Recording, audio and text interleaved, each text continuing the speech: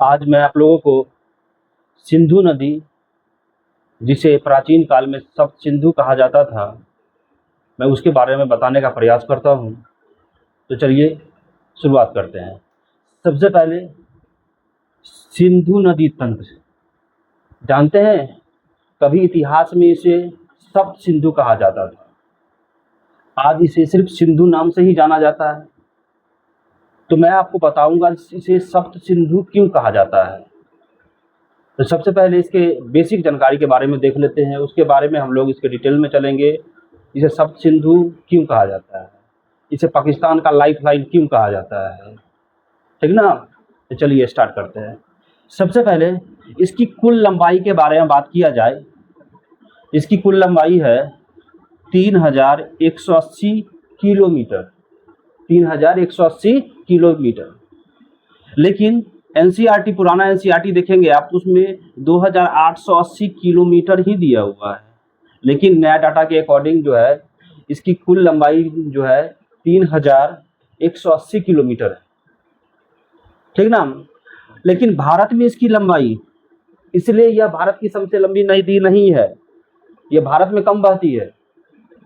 भारत में इसकी कुल लंबाई 1114 किलोमीटर ही है, 1114 किलोमीटर ही है, यानी कि यमुना से भी कम है, भारत में बहती है। दूसरा पॉइंट है अफवाह क्षेत्र। इसका कुल अफवाह क्षेत्र जो है 3.21 लाख किलोमीटर स्क्वायर है। लाख लिखना भूल गए थे हम यहाँ पे, 3.21 लाख किलोमीटर स्क्वायर। अफवाह क्षेत्र तो जानते ही होंगे आप लोग। अफवाह का हिंदी होता है बेसिन। बेसिन मतलब होता है कटोरा, यानी कि अफवाह क्षेत्र में आप कहीं भी पानी गिराएंगे ना तो वह निचले तल में ही जमा होगा, ठीक है ना। तो इसका अफवाह क्षेत्र कितना है, 3.21 लाख स्क्वायर किलोमीटर। इसका उद्गम स्थल के बारे में देखेंगे। उद्गम स्थल है जो है इसका कैलाश पर्वत श्रेणी से निकलता है और बोखरचू नामक स्थान से निकलता है। कौन स्थान से निकलता है, बोखरचू नामक स्थान से निकलता है। नाम सही भी है इसका। अगर यह नदी पे भारत सरकार रोक लगा देना तो पाकिस्तान की सच में बुखार छूट जाएगी, इसलिए इसका नाम दिया गया बोखरचू। अब बोखरचू ग्लेशियर से बोखरचू नामक स्थान से निकलती है और इसके हिमनद की ऊंचाई जो है ना 4164 मीटर है। कितना है, 4164 मीटर। यानी कि जिस हिमनद से निकलती है ना, उस हिमनद की जो ऊंचाई है 4164 मीटर। और किस स्थान से निकलती है, बोखरचू। किस स्थान से, बोखरचू स्थान से निकलती है। और किस पर्वत श्रेणी से निकलती है, तो कैलाश पर्वत श्रेणी से निकलती है। चलिए, भारत में जब प्रवेश करती है तो यह गिलगिट के निकट क्या करती है, महाखड्ड का निर्माण करती है। महाखड्ड क्या होता है, जब कोई पानी ऊपर से गिरता है ना तो उसके कारण नीचे में काफी गहराई हो जाती है, बहुत तेजी से गिरने के कारण। तो यह गिलगिट के पास में पहाड़ से गिरने के कारण वहां पे खाई का निर्माण करती है, जिसे महाखड्ड कहा जाता है। कौन से स्थान पे, गिलगिट नामक स्थान पे।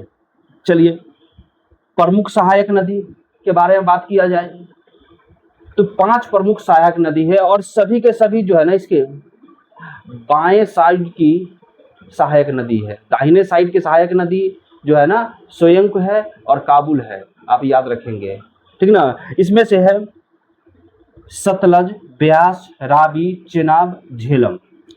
सतलज, ब्यास, रावी, चेनाब, झेलम। सतलज के बारे में देखते हैं। सतलज जो है ना तिब्बत से निकलती है, अपने भारत में इसका उद्गम स्थल नहीं है। कहां से निकलती है, यह तिब्बत से निकलती है। तिब्बत में कहां से निकलती है, राक्षस ताल से। कहां से, राक्षस ताल से। ब्यास नदी ब्यास कुंड से निकलती है। ब्यास नदी ब्यास कुंड से निकलती है। रावी नदी जो है रोहतांग दर्रा से निकलता है। रावी नदी रोहतांग दर्रा से निकलता है। इसके बारे में बस इतना ही जानकारी सही है। चिनाब नदी जो है ना 2 नदियों से मिलती है, चंद्रा और भागा। चंद्रा और भागा। और चंद्रा और भागा एक दूसरे से कहां पर मिलती है पता है? हिमाचल के केलांग में, केलांग, हिमाचल के केलांग में, ठीक ना। ये दोनों नदियां जो है ना, चिनाब नदी जो है ना हिमाचल से ही निकलती है, हिमाचल में जगह का नाम है केलांग, वहीं पे क्या अगर चंद्रा और भागा दो नदियां की मिलती है फिर उसका नाम क्या पड़ जाता है? चिनाब। और आप जानते ही होंगे दुनिया का सबसे ऊंचा रेलवे ब्रिज चिनाब नदी पर ही है, जो जम्मू एंड कश्मीर को, जम्मू को कश्मीर से कनेक्ट करने का काम करता है। कहा जाता है एफिल टावर से भी ऊंचा है, इंजीनियरिंग का खूबसूरत नमूना है। झेलम नदी जम्मू कश्मीर से ही वेरीनाग से निकलती है, झेलम नदी वेरीनाग से ही, जम्मू कश्मीर से ही वेरीनाग से निकलती है। उसके बाद हम लोग बात करते हैं सिंधु जल समझौता, जो 1960 में हुआ था और भारत की और पाकिस्तान के बीच में हुआ था। इससे इस साल क्वेश्चन भी पूछा गया है, ठीक ना, और एनटीपीसी में शायद पूछा गया है। तो इसमें जो है ना, इसके तहत समझौता के तहत कहा गया था सिंधु झेलम चिनाब इसके 80% पानी पर अधिकार जो है पाकिस्तान का होगा। कौन कौन सा नदी है? सिंधु झेलम और चिनाब, सिंधु झेलम और चिनाब, इन तीन नदियों पर जो है ना अधिकार किसका होगा? पाकिस्तान का होगा। और बाकी तीन नदी है रावी, ब्यास, सतलज, रावी, ब्यास, सतलज, इन सभी नदियों पर किसका अधिकार होगा? भारत का अधिकार होगा। ठीक, चलिए हम लोग आज बात करते हैं इसे सप्त सिंधु इतिहास प्राचीन काल में क्यों कहा जाता था। तो आप जानते ही हैं कि 5 नद जिसको पंचनद कहा जाता है, सिंधु नदी से कहां पे मिलती है? मिठानकोट में। कहां मिलती है? मिठानकोट में। कहां मिलती है? मिठानकोट में मिलती है। और इससे पहले 2 और नदी थी, पंजाब की 5 नदियां हो गई, पंचनद, पचनद प्लस काबुल नदी और एक खुद सिंध नदी, जब आपस में मिलती थी इसे सप्त सिंधु कहा जाता था। लेकिन आज के टाइम में सिर्फ इसे सिंधु नदी के नाम से ही जाना जाता है, लेकिन प्राचीन काल में इसे सप्त सिंधु कहा जाता था। चलिए, धन्यवाद।